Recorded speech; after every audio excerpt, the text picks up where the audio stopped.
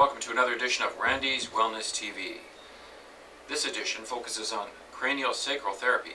My guest tonight, Melanie Galea, a registered massage therapist. How are you tonight? I'm great. How are you? Thank you for joining us tonight, Melanie. And a lot of people don't realize what is craniosacral therapy. They may not have heard it. There are some other conventional treatments out there, as well as some natural health treatments, which they think may encompass that. But what is craniosacral therapy?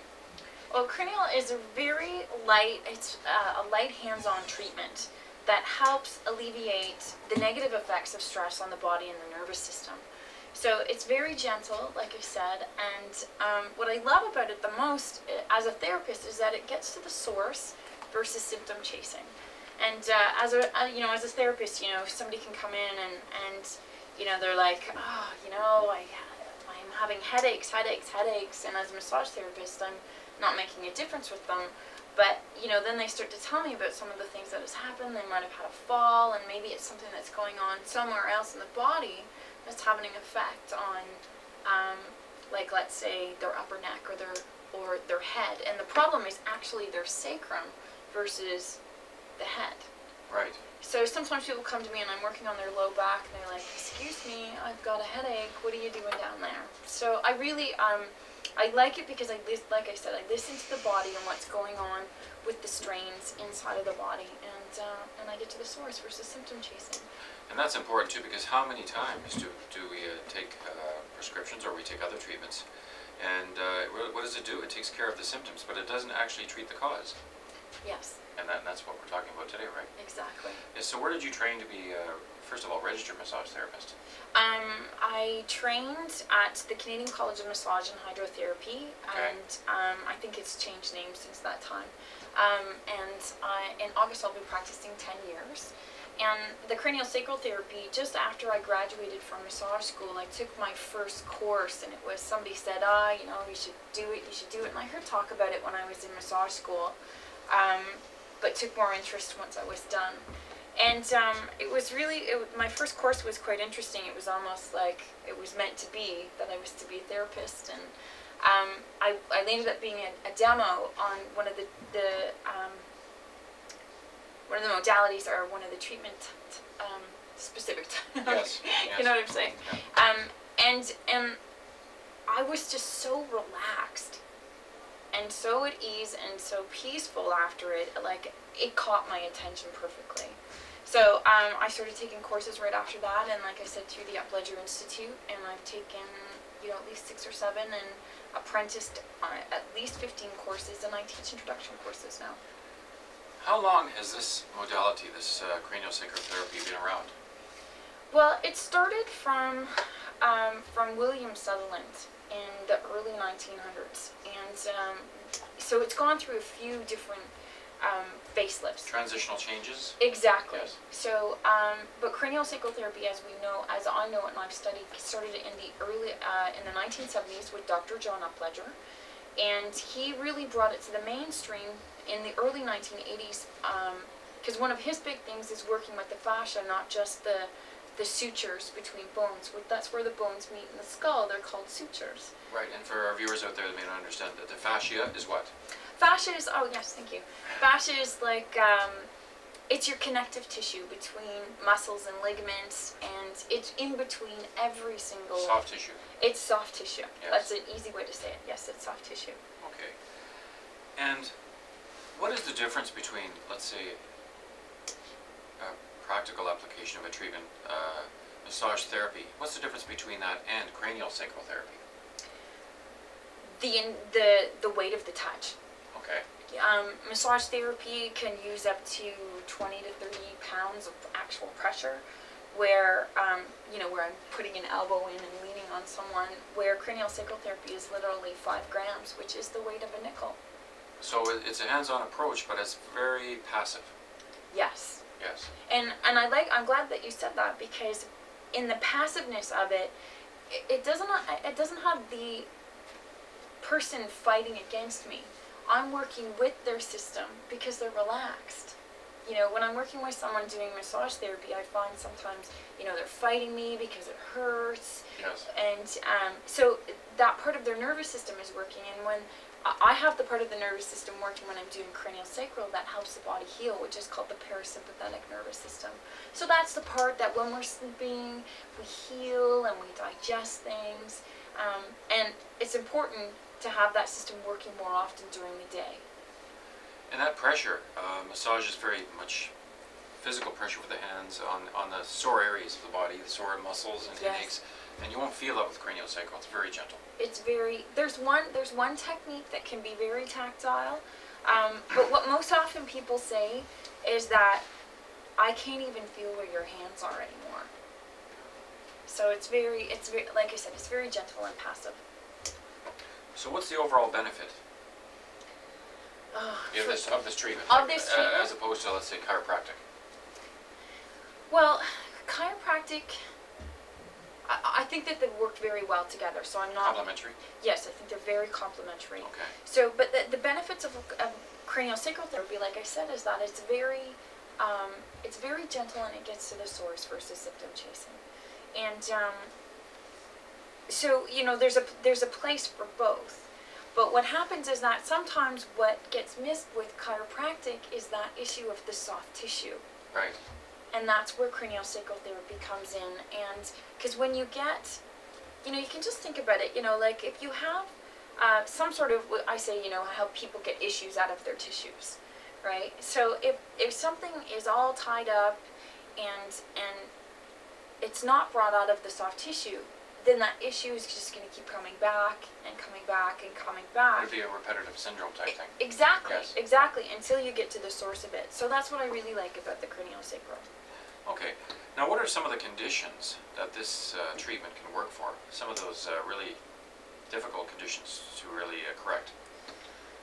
It can go from, it works very well with children with autism. Really? Yes. How does that work? Well, what they find is that children that are autistic, they have, their sutures tend to be, which is the connection between... Okay, let's hold that up for the camera. We've got the can. brain and the skull there. Okay. Yeah. How's that? Sure. So some of the sutures get very, very tight within each other. And what happens is that inside the skull, there's a covering of the brain and spinal cord called dura. That's the fancy name. Another way, you know, how I might explain it to somebody on my table, it's like a sock covering the brain and spinal cord. So what I do is that sock gets really, really tight. So that's why I think you see a lot of children with autism, they're self-inflicting, but it's actually pain relieving to them because it's so tight. So what cranial does is it helps relieve some of that tissue tensions inside of that sock. Because you know what it's like when your socks are twisted. Drives you crazy, right? Well, craniosacral therapy... Putting on socks and they're twisted is not a good feeling. No, exactly. Well, just imagine that inside of your body. And you've got socks inside of socks inside of socks inside your body. Right. So that's what I help to try to... So you're asking some of the conditions. Yes, absolutely. So autism, back pain, migraines, headaches. For some people, it's even some sort of, you know, they have some trauma in their body. It helps get some of their emotional issues out as well. And that's a psychological benefit, definitely. Yes. What about the condition known as temporomandibular joint problems? Yes. Yes. So it's great for that because as human beings, when we get stressed out, the first thing we do is that we clench our teeth. Right. We raise our shoulders become earrings. How many times do we see people walking down the street with their shoulders raised? And then we shallow breathe. So what happens is that when as human beings, we don't shake it off. You may see a dog that's very, very stressed out. And they know how to let it go. You know, you see them shaking it off. But as human beings, you know, if we're adding an emotional element to it, maybe we're not speaking enough, maybe at night we're starting to clench our teeth. Craniosacral therapy can help really start to alleviate and get rid of some of that stress out of the jaw joint itself. So this is where the joint is right here. Okay. You know, when somebody says, "Oh, I have TMJ," you know, it's like, oh, yeah, so do I. And it's that constant, and of course, this can happen when they're sleeping. Yes. That's a major thing. Yes. Well, because it's the stress, right? Right. So if we're not, and that's one of the biggest things, you know, it's just really helping people get rid of the stress out of their bodies. So a person walking down the street, they're all clenched up and they're walking and they're in busy traffic downtown. If they were to see themselves on video later, they wouldn't believe it, how stressful they look. Yes. And it's quite something where people, it's the same thing when you're sleeping, they may be at home or getting involved with a variety of lifestyle issues, and they may be all tensed up in their teeth, and not only that, it causes damage to the teeth. Yes. Constant grinding, and that causes the aching. So temporomandibular problem beneficial treatment is craniosacral therapy. Yes. Definitely, yes. Absolutely. And what about something like immune system suppression? Maybe from a variety of other factors. Well, would it benefit that? Absolutely. It's going to help bring homeostasis back into the different parts of the body. It's, right. One part of your nervous system affects another. And stress is probably one of the number one negative effects on the nervous system. It's our number one immunosuppressor inside the body. So I think that a lot of the dis-ease processes that are out there, and I do believe that some of these people are having pain. Like if I think about, oh my goodness, fibromyalgia, for example. Right. It's a very real condition for people. But what is it that's inside their body that's having them eat away at themselves? That's exactly what's happening, is that there's somewhere in the cells they've said, okay, we're going to turn around and start eating back at ourselves. So craniosacral is just an opportunity to bring back that homeostasis, having and encouraging the different organ systems of the body starting to work together and in harmony again. So that's one of the biggest premises of craniosacral therapy, is that it brings homeostasis, balance. Right, absolute balance, yes. Balance to the system. And a lot of things can occur. You can have disasters out there. We'll talk from an emergency management standpoint, or preparedness for the moment. Disasters, people may not be directly affected, ill or injured as a result of a disaster, tsunami, earthquake, major fire, car accident, whatever. Yeah. Or a major disaster. But they may be close by or learn of this thing, and close enough by where they actually feel these signs and symptoms. And that's where this tension and stress can build up, and because of that you really need a natural treatment to benefit you. Yeah. Yes. Well, I'm glad that you talked about that sort of stuff. People from the Upledger Institute had teams go into the 9/11 just after. So they went into the 911 and operator section or something? Well, they actually did treatments on the people that were the helpers, the rescue workers. Great. And did work with them. One of the other benefits is really working with people that have post-traumatic stress. Giving their body an opportunity to let go of some of that stuff and have a look at it in a safe environment so that they can start to deal with it and let it go. And it really, really helps some of those people. They saw some terrible, terrible things. Post-traumatic stress disorder, we all know some of the events that have occurred recently which cause a person to really experience those signs and symptoms. And they're very real, and this is manifested in the body. And it's not just, it's manifested in the body, it's housed in the body. Because here's what the other thing that happens is that if we can't deal with it, or if we don't take the time to deal with some of those emotional issues, we store it in our body. Absolutely. And it's like a beach ball. It's like holding down a beach ball. So, I mean, and this is, I think, why some people have some of the temporal mandibular joint dysfunctions. Yes. And you can imagine as well is that with craniosacral therapy, imagine you have 100 energy dollars a day, okay? And if you're spending $20 holding down that beach ball, issue here, issue can't stand my boss, my kids are driving me crazy, whatever your issues are, or it could be stuff that's a lot older. It's costing you $20 a day just to hold that stuff down, let's say. Now let's say that you're in a car accident, and you're in a car accident with two people are in a car accident, let's say. Right. Okay, so person A is in the car accident, and they have a great relationship, everything is good, they do a lot of inner work and that sort of stuff. And then, so let's say that they're operating at $95 a day. They're only spending like $5 a day of their energy. So they're doing pretty good. They've got 95 available for anything else. Then you have person B who's running at 60 because, all of those things that I just described previously. Anger, dispersion. Yes. Exactly. Yeah. So those two people get into a car accident. And person A gets better in 6 weeks. Person B takes 6 months. And they can have the same injuries. They can have, let's say that they have the exact same injuries. What is it? What's the difference between the two? So what craniosacral therapy does is put those energy dollars back into the bank. Okay, that's interesting. And how would you do this treatment? Is there? I guess I don't know if we could do a demonstration here, but how would somebody do this treatment? Well, it's too difficult to do here because I usually have my table. Right. The person is fully clothed during the treatment, and I have them lay on their back, and I start by feeling something called the craniosacral rhythm. And this is a rhythm that I can feel from head to toe in the person's body. Like breathing, for instance. Rate of breathing, the quality of the breath, that type of thing. It's not the breath. Okay. Okay. It's almost like a wave in the body. Okay. Okay. So I feel for like that. An energy, perhaps. But it's more than it's a rhythm. not. It's a rhythm. A rhythm. Okay. It truly Yes. is a rhythm in Okay. the body. So so what I'm feeling for and I'm evaluating, I have this little system. It's called, for short, I call it SCORE, or it's called SCORE. That's what Dr. Upledger called it. And I'm feeling for the symmetry, okay, between two sides. I'm feeling for something called flexion and extension. So if I'm working on a pair of bones, what I'm feeling for is an opening and a closing. So I'm feeling the symmetry. How far is it opening? How far is it closing? Is it even on both sides? What's the quality? Is it ratchety?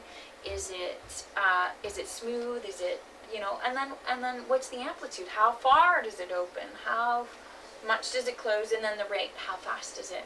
So that's the evaluation tools that I use before and after, and using that shows me and gets me to the source. And how long would a treatment take? Well, I like to do anywhere from 45 minutes to an hour because I find that it takes people some time to settle down and relax and get themselves into the treatment, and have some time to really enjoy those moments of being very, very relaxed. Okay. Why not give the audience your email address or contact information now? Yeah, sure, that would be great. My website is atouchofinfinity.ca. And my email address is atouchofinfinity@yahoo.ca. Okay. And I'd love to answer any questions that anybody has. And Melanie, is it possible for a person to, understanding, if they have an understanding about meditation or relaxation, is it possible for a person to actually learn to do a form of this themselves? absolutely, yes. I'm so glad that you asked that I question. brought that up for a reason. So Did you? Okay. The reason why is because I used to see a natural physician who did this Oh, treatment, great. and I found that to a degree I was able to accomplish this myself between visits. To a degree.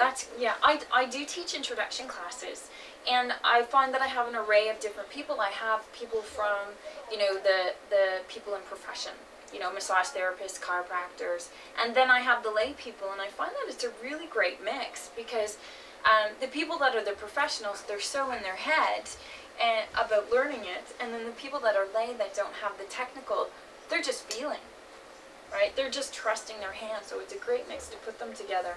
And I've taught both of my parents how to do it, Terrific. and I can teach anybody. That's great. I want to explore the introductory sessions more myself, but Okay. but I have been able to accomplish a certain amount of relief, and I can feel that wave, and I can feel things relaxing, and it's really a benefit. Yeah. So how much of your time would you say is spent doing massage therapy versus craniosacral? Right now I'm doing more massage therapy, but whether people know it or not, they're always getting a little bit of craniosacral inside of a Sneak it massage. in. Oh, I sneak it in. Oh, yeah. That's great. And then it's always like, oh, well, do that thing. If I don't do it, they're like, Yeah. yeah, give me a little bit more of that. Now I see you've got a book there. I do. Maybe you'd like Yes, to I talk would about like that to a show little it. bit. Okay. So this book is called The Inner Physician in